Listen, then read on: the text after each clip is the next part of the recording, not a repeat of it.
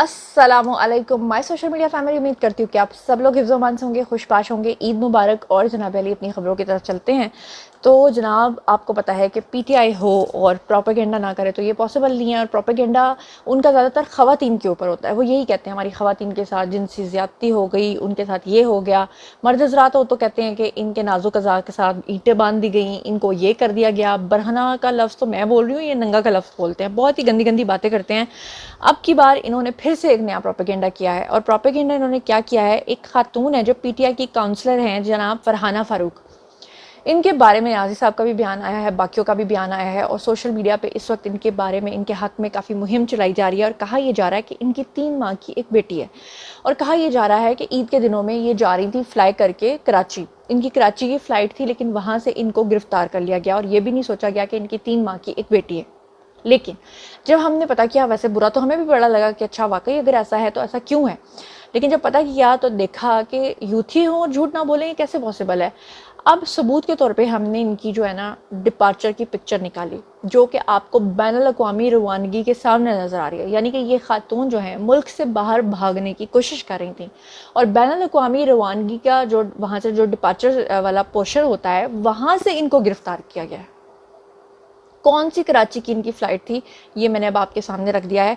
तो बहरहाल आपको समझ में आ जाना चाहिए कि ये लोग झूठ में किसी भी हद तक आगे जा सकते हैं, लेकिन हम लोग जो है ना उसका तरियाक है, हम आपके सामने उसकी सच्चाई ला के रखते रहेंगे।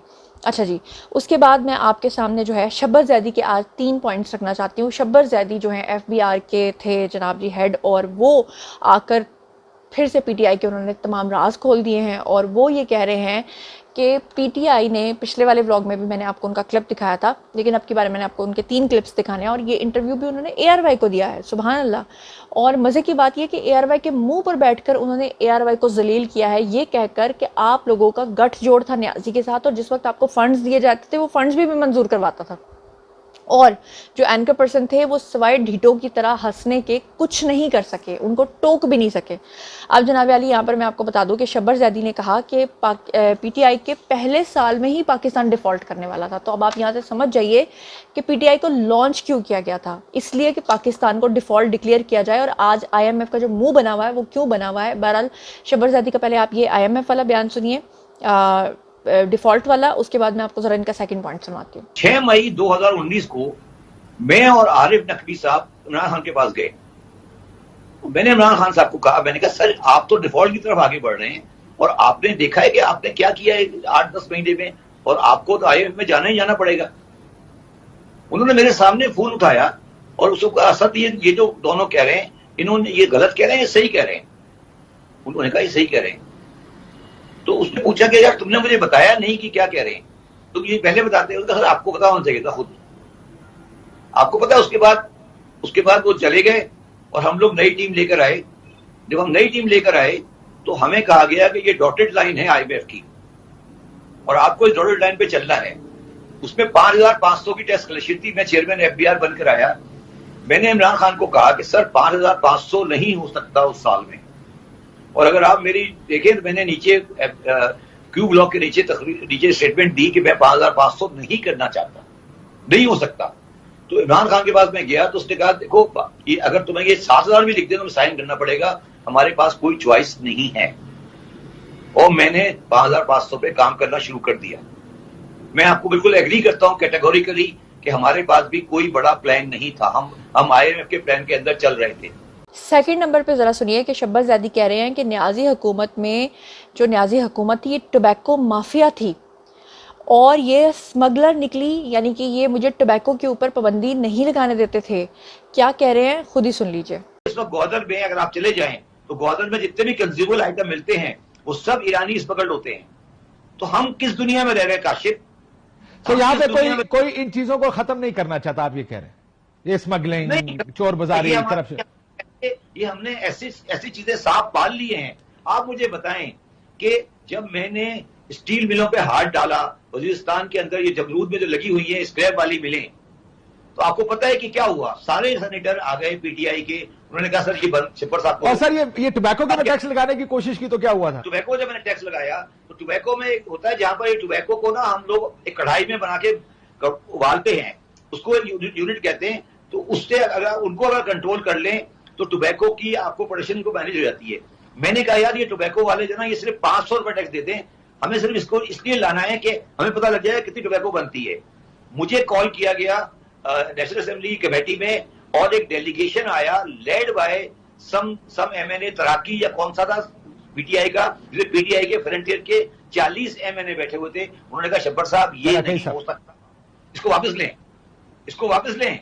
सो आपने जो करने की कोशिश की हुकूमत के अंदर से, इसी ऐवानों के अंदर से, कहीं दूसरे इदारों से आपको रोक दिया गया ये। अच्छा, तीसरे नंबर पे अब आपको पॉइंट सुनाना चाहती हूँ कि शब्बरजादी ने कहा कि शहजाद अकबर हर दूसरे दिन मेरे पास आते थे और कहते थे कि सियासतदानों के खिलाफ जो है वो केसेस खोलो, लेकिन मैं ऐसा नहीं करता था। मतलब कि जो पीटीआई के लोग आज रो रहे हैं कि हमारे साथ बदतरीन दुश्मनियाँ हो रही हैं, हाय हमारे साथ ये हो रहा है, ये सब कुछ अपने दौर में इन्होंने वो कमीनगियाँ किए हैं जो कोई सोच भी नहीं सकता। इन्होंने जो बदतरीन, जिसे कहते हैं ना दुश्मन भी आपको कोई मिले तो खानदानी मिले, क्या कह रहे हैं शब्बरजादी खुद ही सुन लीजिए। मेरे पास तकरीबन हर 2 दिन बाद शहजाद अकबर साहब आया करते थे, ठीक है, और वो कहते हैं सियासतदान का ये केस खोलो, इसका ये केस खोलो, इसका ये केस खोलो, इसका ये केस खोलो। मैं आप मेरी पूरी 9 महीने का रिकॉर्ड देख लें, मैंने किसी सियासतदान का कोई केस कभी नहीं खोला और मैंने कहा कि नहीं ये गलत है, बल्कि जो सियासतदानों के पुराने केस गलत खुले हुए थे वो मैंने बंद कराए। मैं आज आपको सिर्फ आखिरी बात कह सकता हूं कि पाकिस्तान में सबसे पावरफुल आदमी जो होता है वो होता है चेयरमैन एफबीआर, और उसके पास इकोनॉमिक मसल भी होता है, उसके पास पॉलिटिकल मसल भी होता है, क्योंकि सबके केस वहां पड़े होते हैं। मगर प्रॉब्लम हमारी ये है कि हम उस मसल को इस्तेमाल नहीं करना चाहते और हमारी पॉलिटिकल कंसिडरेशंस उनको खराब कर देते। फिर आगे सुनिए, शब्बरजादी कहते हैं कि जनरल बाजवा ने प्रॉपर्टी टैक्स और स्मगलिंग रोकने के अलावा किसी काम से नहीं रोका कि स्मगलिंग को ख़त्म करना नामुमकिन है, इसलिए इसको रहने दो। यानी उनका कहने का मकसद है कि बाजवा साहब उनको कहते थे कि स्मगलिंग को नहीं रोका जा सकता, ये नामुमकिन है, इसलिए इसको रहने दो, और प्रॉपर्टी टैक्स की जद में हमारे लोग आएंगे, इसलिए हाथ होला रखो। तो क्या बाजवा साहब को कोई पूछने वाला नहीं? बाजवा साहब अपनी मिसेज के साथ सैरे कर रहे हैं, बाजवा साहब को भी इसमें लाना चाहिए। जब न्याजी साहब को और उनके जो साथी थे उनको अगर आप इसमें ला रहे हैं तो इनके खिलाफ भी फिर एक्शन होना चाहिए, ये बात अगर हकीकत है तो। अच्छा, शब्बरजादी का एक और बयान जो ARY के बारे में है, और वो ARY के गठजोड़ की बात कर रहे हैं न्याजी साहब के साथ, ये भी आप सुन लीजिए, फिर मैं चलती हूँ अगले पॉइंट की तरफ। मैंने इतना बड़ा स्टेक लिया था, आपको याद हो कि मैं वो आदमी था जिसने ARY को 10 बिलियन का डिमांड नोटिस इशू किया था, और मुझे अच्छी तरह पता था कि ARY के और हमने कितने रिलेशन हैं, और मुझे कोई प्रेशर नहीं है। जब मैंने किया तो मुझे एक दो कहा जरूर कि क्या होगा, मगर मैंने कहा सर ये करना है तो कर लिया हमने। मेरा मकसद कहने का ये है कि लोगों को ये रियलाइज करना चाहिए कि हमने क्या किया था।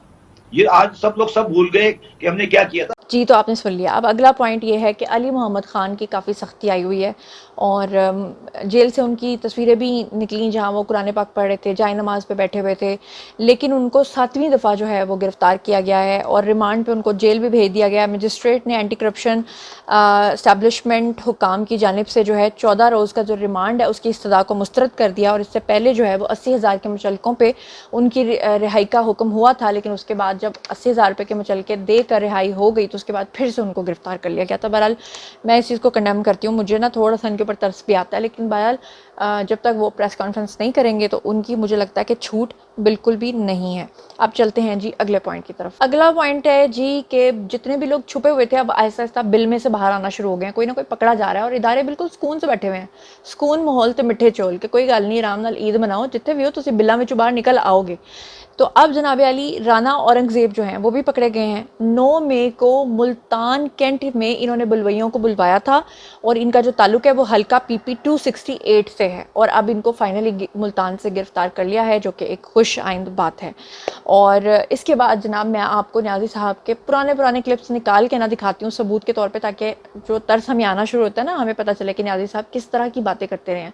माजी में वो पिछली गवर्नमेंट के ऊपर इल्ज़ाम धरते हुए ये कहा करते थे कि कौन सी ऐसी हुकूमत है जो चल सकती है कि अगर कोई खड़ा होकर ये कहे कि जजेस को मार दो, चीफ जस्टिस से बगावत करो, सड़कों पे निकल आओ। यानी वो बता रहे हैं कि अगर कोई सड़कों पे निकालने की बात करे, बगावत पे उकसाए, जजेस को मारने की बात करे, चीफ जस्टिस के साथ जो है बगावत की बात करे, आर्मी चीफ से बगावत की बात करे, तो ऐसी हुकूमतें नहीं चला करती। और फिर वही न्याजी साहब खुद ये सारे काम करके दिखाते हैं। कैसे उन्होंने पहले ये सब कुछ कहा और कैसे उन्होंने करके दिखाया, एक वीडियो की सूरत में सबूत के तौर पे आपके सामने पेश कर रही हूँ। Have a look. सवाल पूछना चाहता हूँ, कौन सी हुकूमत चल सकती है जिधर कोई आदमी खड़ा होके कहे कि जजेस को भी कत्ल कर दो और कहे आर्मी चीफ के खिलाफ भी बगावत कर दो। से सुनामी निकले और प्राइम मिनिस्टर हाउस के पर पहुंच जाओ, इनको यहां से निकालो, खींचो उसको खिलवाड़ से पकड़ के उनको नंगा करेंगे। कमी है बेईमान, मारो, मार दो, जलाओ, गिराओ, सारे मुल्क में आग लगा दूंगा। सवाल पूछना चाहता हूं, कौन सी हुकूमत चल सकती है जिधर कोई आदमी खड़ा होके कहे कि जजेस को भी कत्ल कर दो और कहे आर्मी चीफ के खिलाफ भी बगावत कर दो। पंजाब पुलिस फोर्स सुन लो, मैं अपने हाथ से तुम्हें फांसी दूंगा। लोगों को भी सड़कों पे निकाले, सड़कें भी बंद कर दे, जिसमें एक हुकूमत का क्या कसूर है इसमें? तो कौन सी हुकूमत चल सकती है ऐसे? कौन सा मुल्क चल सकता है? लेकिन जुमेरात को मैं लाहौर जा रहा हूं और मैं लाहौर बंद करूंगा।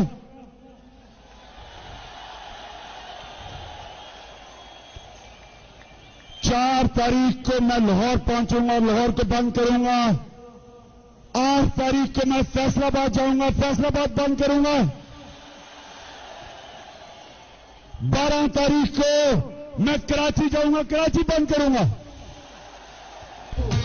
और 16 तारीख को मैं सारा पाकिस्तान बंद करूंगा। जी तो जनाब देखा आपने। अब आपको मैं अंसार अब्बासी का एक वीडियो दिखाना चाहती हूँ जिसमें उन्होंने अलकादर यूनिवर्सिटी के सबूत दिखाए हैं और वो ये बता रहे हैं कि न्याजी साहब जो कह रहे हैं कि अलकादर यूनिवर्सिटी में मेरा कोई लेना देना ही नहीं है, वहाँ पे बाकायदा उन्होंने अपने सिग्नेचर्स किए हुए हैं और खुद सुन लीजिए उन्हीं की ज़बानी। डॉक्यूमेंट है और इस डॉक्यूमेंट को ये देखें साइन किया है जॉइंट सब रजिस्ट्रार इस्लामाबाद ने और दूसरी तरफ जहीरुद्दीन बाबर साहब, मतलब ये जो है ना बाबर अवान साहब, दूसरी तरफ उनका साइन मौजूद है और उसमें ये लिखा हुआ है कि इसके कौन कौन मेंबर्स होंगे। और फिर ये मैं आपको डॉक्यूमेंट दिखा चुका हूँ और ये जाहिर है ये काफी डिटेल्ड डॉक्यूमेंट है और इसके अलावा भी और बहुत से डॉक्यूमेंट्स है। लेकिन ये अब एक और डॉक्यूमेंट है, देखें अलकादर ट्रस्ट का, और इसमें ये जॉइंट रजिस्ट्रार को ये फिर दोबारा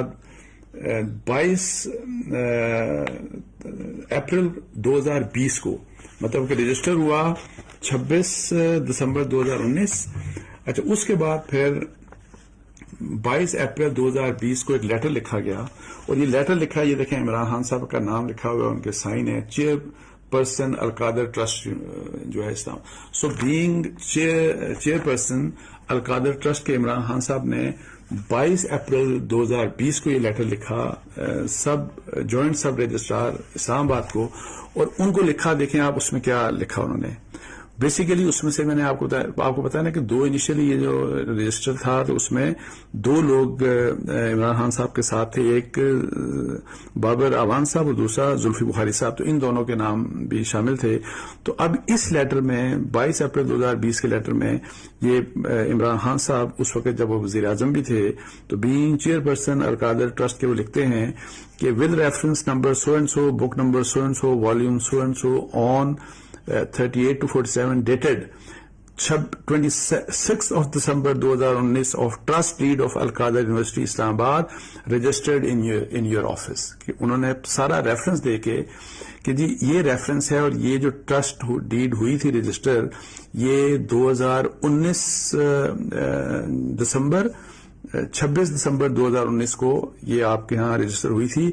इसके बाद ये कहते हैं कि in this connection it is submitted, कि ये हम कह रहे हैं कि for your information and record that following trustees have been dropped deleted from the trust. जी तो ये सबूत भी आपको पता चल गया अलकादर के बारे में। अब बात कर लेते हैं फयाजुल हसन चौहान की। फयाजुल हसन चौहान ये कहते हैं कि 9 और 10 मई को हमलों की जो प्लानिंग है वो बाकायदा तौर पे की गई थी और अब की बार उन्होंने फिर से होशरुबा इंकशाफात किए हैं। क्या कह रहे हैं खुद ही सुन लीजिए। मैं आई विटनेस हूं। 9 मई, 10 मई, 11 मई 3 दिन पीटीआई के हर सोशल मीडिया के जो व्हाट्सएप ग्रुप थे, उन ग्रुप्स में पाकिस्तान की एक बावकार एजेंसी, उसके एक इंतहाई जिम्मेदार अफसर के घर का पता, उसके घर की स्क्रीनशॉट, उसके घर की तस्वीर और बहुत से आर्मी के जनाब अफसरान, उनके घरों के पते कहां से आते थे। +97 का नंबर, +96 का नंबर, +91 का नंबर, +43, +44, +01, तमाम अमेरिका, बरतानिया, यूरोप, यूएई, इंडिया, यहां से जनाब पोस्टें चढ़ के आती थी, उनके घरों के पते लॉन्च होते थे, उनके घरों की लोकेशन लॉन्च होती थी, उनके घरों के एड्रेस लॉन्च होते थे कि जनाब लोग उधर हमला आवर हो जाके उनके घरों को तबाह कर दो, उनके घरों की तरफ रुख करो। पूरी पीटीआई की लीडरशिप और कारकुनान को हजारों व्हाट्सएप ग्रुप के अंदर 9 तारीख को, 10 तारीख को, 11 तारीख को ये कौन कर रहा था? तो खुदा के बंदो, आपकी सारी लीडरशिप रंगे हाथों Faisalabad, Mianwali airbase, Peshawar, Abbottabad, Lahore, Rawalpindi, video cameras के अंदर एक एक चीज मौजूद है और आप पूरी पाकिस्तानी कौम को अभी भी बेवकूफ बनाते हैं।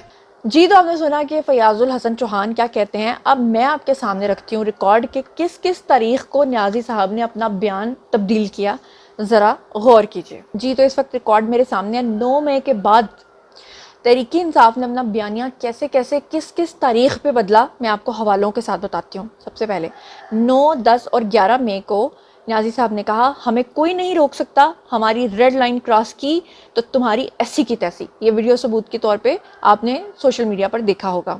12 मई को न्याजी साहब कहते हैं कि एक जना हाउस ही तो जलाया था तो क्या हुआ, खाली मकान ही तो था। उसके बाद 13, 14 और 15 मई को न्याजी साहब कहते हैं कि हमें शक हो रहा है कि ये काम एजेंसियों ने खुद करवाया है। उसके बाद 16 और 17 मई को जो है वो आईबी ने राना सनाउल्लाह के कहने पे काम किया। ये कहा न्याजी साहब ने कि ये जो सारा काम है ये आईबी ने राना सनाउल्लाह के कहने पे किया है और हमें तो पता ही नहीं था। उसके बाद 18, 19 और 20 मई को उन्होंने कहा कि हमने कोई हमला नहीं किया। न्याजी साहब मुकर गए, अपने तमाम बंदों से दस्तबरदार हो गए। उन्होंने कहा हमने कोई हमला नहीं किया, हमारे साथ जुल्म हो रहा है, हम बंगाली बनेंगे। उसके बाद 21 और 22 मई को उन्होंने कहा हमारे कायद ने बोला है कि फ़ौज मेरी है। 9 मई का वाक़या प्लानिंग थी। फिर उसके बाद 23 और 24 मई को न्याजी साहब ने कहा कि 9 मई का वाक़या असल में हुकूमत ने करवाया था ताकि फ़ौज हम में और फ़ौज में दरार डाल सके। यहाँ पे अब वो फ़ौज के सगे बन गए और सारा मुद्दा जो है वो हुकूमत के ऊपर डाल के कहा कि ये दरअसल हमारे और फ़ौज के बीच में जो है दूरियां पैदा करने के लिए उन्होंने किया है। उसके बाद 28 मई को उन्होंने कहा कि अगर मुझे रेंजर्स वजारत दाखिला के कहने पर गिरफ्तार करेंगे तो लोग कैंट का रुख करेंगे ही ना। यानी उन्होंने कहा कि फिर तो लोग रद्दमल देंगे। पहले कहा कि लोग हमारे नहीं थे, फिर कहा लोग तो रद्दमल देंगे। फिर 20 दिनों में उन्होंने अपना जो बयानिया है वो इस तरीके से घुमाया फिराया जो 9 से लेके 28 तक मैंने आपके सामने रख दिया है कि आम आदमी जो है वो चकरा के रह जाता है और उसको समझ नहीं आता कि ओ न्याजी साहब अल्लाह दा वास्ता जे तुसी कहना की चाहते हो। तो मेरा ख्याल है आज के पॉइंट्स यहीं तक रहने देते हैं और अब बारी है जी आप लोगों की। आई कमेंट सेक्शन में कि न्याजी साहब और पीटीआई के लोग आपको गोल गोल घुमाते हैं, बल्कि गोल गोल नहीं बल्कि आपको जलेबी की तरह घुमाते हैं। इसके बारे में आपका क्या कहना है? शब्बर ज़ैदी ने जो कुछ कहा है उसके बारे में आपका क्या कहना है? अल-कादिर ट्रस्ट के बारे में आपको जो सबूत दिखाए हैं उसके बारे में आपका क्या कहना है, जिस पर न्याजी साहब के सिग्नेचर्स मौजूद हैं? फयाजुल हसन चौहान ने जो 9 और 10 की प्लानिंग बताई है उसके बारे में आपका क्या कहना है? और इनकी जो खातून जिसके बारे में ये प्रोपेगेंडा कर रहे थे जो कि कराची के वहाँ से बैनुल-अक़वामी रवानगी से पकड़ी गई हैं उसके बारे में आपका क्या कहना है? और बाकी जो खबरें आपके साथ शेयर की हैं उन तमाम खबरों के बारे में आप जो भी सोचते समझते हैं आई कमेंट सेक्शन में शेयर कीजिए, पर्सनली जवाब दूंगी। मजीद खबरें, व्लॉग्स, इंटरव्यूज़ और साथ ही तफसीर जानने के लिए मेरे साथ कनेक्टेड रहना हरगिज़ मत भूलिएगा। चैनल को सब्सक्राइब कर लीजिएगा। अपना बहुत ख्याल रखिएगा। अल्लाह ने के बाद।